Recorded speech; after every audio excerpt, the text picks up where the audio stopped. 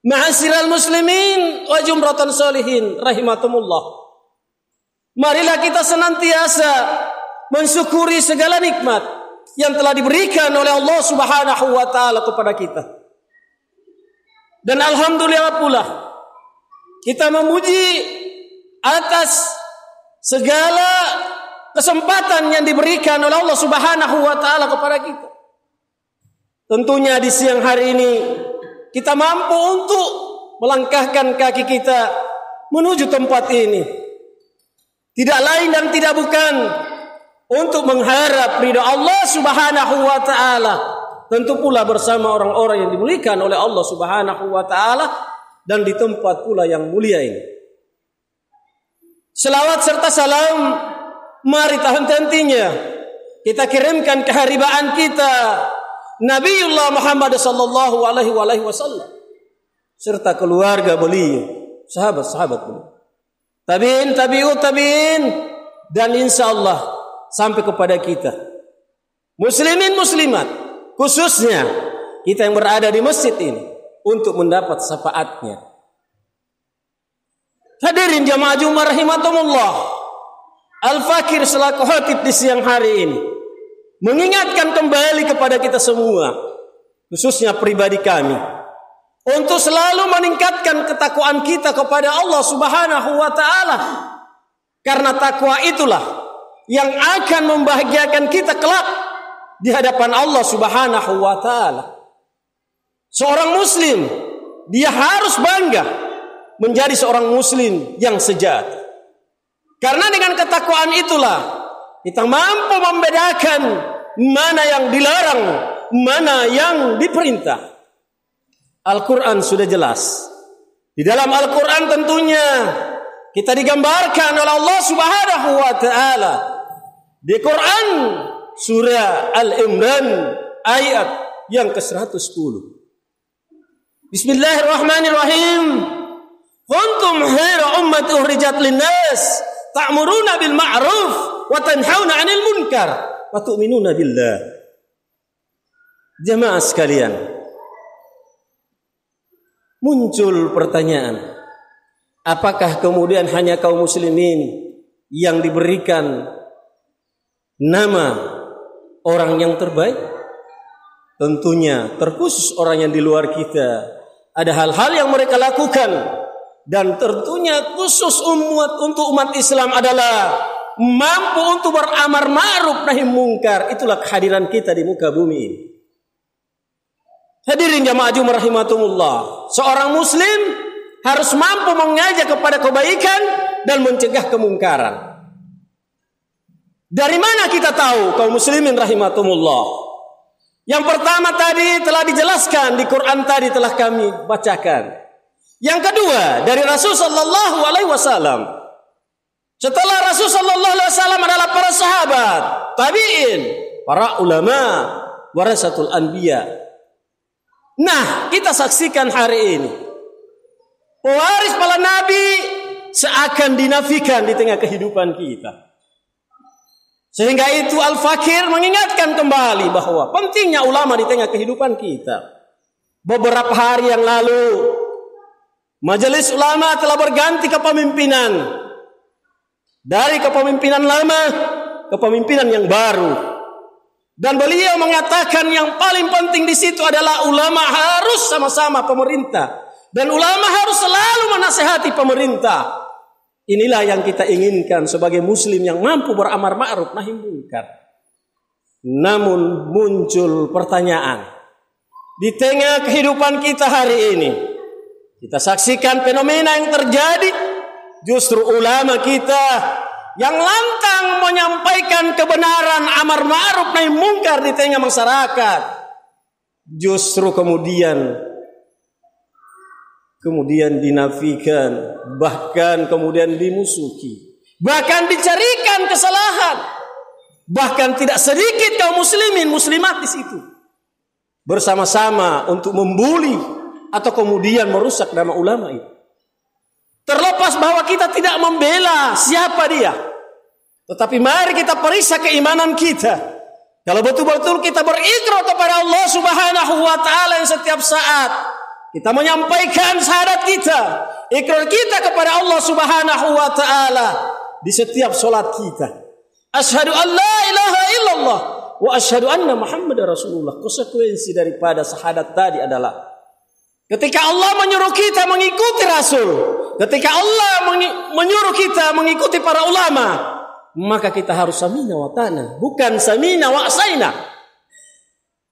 Hadirin jamaah Jumat rahimakumullah. Padahal kita tahu persis dari berbagai nas yang telah ditulis oleh para ulama, bahkan di Al-Quran pun dengan jelas bagaimana gambaran para ulama tersebut. Di Quran surat Al-Fatir ayat 28, Allah Subhanahu wa taala menggambarkan ulama itu. Bismillahirrahmanirrahim. Innama ya'sallaha min ibadil ulama. Sungguh yang takut kepada Allah di kalangan para hambanya hanyalah para ulama.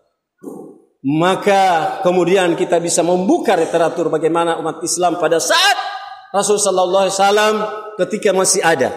Kemudian para sahabat, kita mendapatkan di siro bagaimana konsekuensi keimanan mereka, bagaimana kemudian ulama-ulama setelah mereka itu. Kemudian hari ini kita rasakan bahkan ulama kita hari ini terbagi dua. Kalau kita membuka siro, membuka kitab-kitab para ulama, dikatakan di situ Rasul menyampaikan kepada kita, satu saat nanti ulama akan terbagi dua. Ada ulama yang betul-betul mencintai Allah dan Rasulnya, dan ada ulama penjilat, alias kemudian mencari muka kepada penguasa, dan ini fakta. Dan apakah kemudian tidak pernah terjadi pada masa Rasulullah dan para sahabat? Itu terjadi. Wajarlah kalau kemudian hari ini terjadi. Dan tentunya Al-Fakir di sini bukan mencari kambing hitam, tetapi mari kemudian kita sama-sama sebagai umat Islam memikirkan hal ini. Karena kemuliaan kita salah satunya adalah kemudian kita menghargai para ulama kita.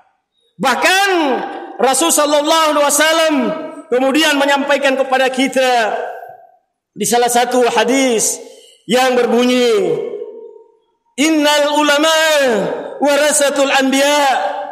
Sungguh para ulama itu adalah pewaris para nabi. Pertanyaannya, kalau pewaris, apakah kemudian harus kita lecehkan? Apakah kemudian harus kita hinakan? Tentunya di sini jawabannya ada pada diri kita masing-masing. Ma'asyiral muslimin rahimakumullah. Nah tentunya dari peristiwa ini kita sebagai muslim paling tidak ada mencatat ada 3 poin yang harus kita ambil dari sini. Yang pertama, memberikan loyalitas hanya pada Islam. Tidak pernah gentar menghadapi kedaliman penguasa, meski mungkin harus tersungkur mati di dalamnya.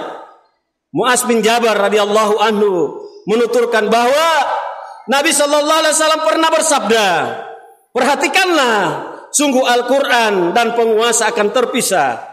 Karena itu janganlah kalian memisahkan diri dari Al-Quran.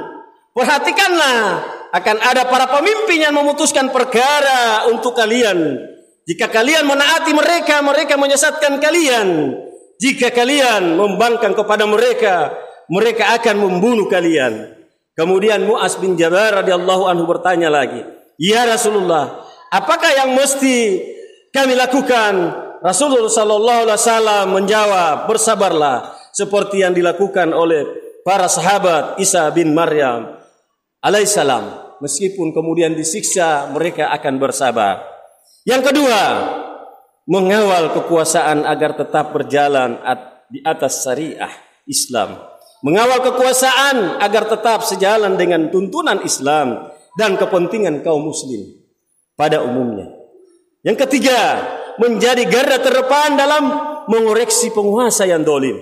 Ketika ulama berlaku lurus dan tegas kepada penguasa, hakikatnya mereka telah mencegah sumber kerusakan bagi masyarakat secara luas. Sebaliknya, tak kalah mereka berlaku lemah kepada penguasa yang dolim, saat itulah mereka menjadi pangkal segala kerusakan. Demikian yang sebagaimana dinyatakan oleh Hujjatul Islam Imam Al-Ghazali rahimahumullah berkata, yang artinya rusaknya rakyat disebabkan karena rusaknya penguasa. Rusaknya penguasa disebabkan karena rusaknya ulama. Rusaknya ulama disebabkan karena dikuasai oleh cinta harta dan kecintaan kepada dunia. Hadirin jamaah Jumat rahimakumullah. Kemudian Imam Al-Ghazali menuturkan kembali di dalam kitabnya Ihya Ulumuddin, mengatakan bahwa saudaraku, ulama jahat itu adalah setan. Kata para ulama, golongan manusia dan pembawa fitnah atas manusia. Mereka berhasrat pada harta dan kedudukan dunia. Mereka lebih mengutamakan dunia dibandingkan akhirat. Mereka menakwilkan agama untuk kepentingan dunia. Di dunia mereka tercela dan terhina di akhirat. Maka adalah orang-orang yang merugi di hadapan Allah Subhanahu wa taala manakala kemudian mengikuti kezaliman tersebut. Hadirin jamaah Jumat rahimakumullah. Yang kemudian yang menjadi ibrah bagi kita hari ini kaum muslimin di tengah kezaliman yang kemudian yang terjadi, tidak menutup kemungkinan itu akan terjadi di diri kita, di keluarga kita. Olehnya itu, marilah buka kesadaran pemikiran kita bahwa yang terjadi hari ini tentunya kezaliman yang luar biasa. Siapapun kita, apakah kita sebagai pejabat, sebagai orang berpangkat, sebagai yang berharta, marilah semua jadikan sebagai lahan untuk kemudian membantu agama Allah, untuk menyelamatkan kita. Karena di kelak nanti Allah akan bertanya tentang hal yang semua kita miliki di dalam dunia ini. Dan semoga apa yang kita lakukan itu menjadi amal bagi kita kelak di akhirat, dan kemudian dikembalikan kepada kita, akan menjadi pemberat untuk masuknya surga di hadapan Allah Subhanahu wa taala. Yang terakhir, terlepas dari itu semua, tentunya kita sebagai muslim dalam tanda kutip melihat dan menyaksikan hal ini, kita harus menahan diri, bukan melakukan kemungkaran tapi mencegah kemungkaran. Mencegah kemungkaran, kemampuan yang kita miliki adalah bilisan atau dengan perasaan. Itulah yang kemudian yang paling lemah di hadapan Allah Subhanahu wa taala. Wallahu alam bisawab. Barakallahu wa lakum fi Qur'anil azim. Wa nafa'ani wa iyyakum bima fihi minal ayati wa dzikril hakim. Wa taqabbalallahu minna wa minkum tilawatahu wa innahu huwas samiul alim. Wa qulu qali haja wastaghfirullahal ladzim innahu huwal ghafurur rahim.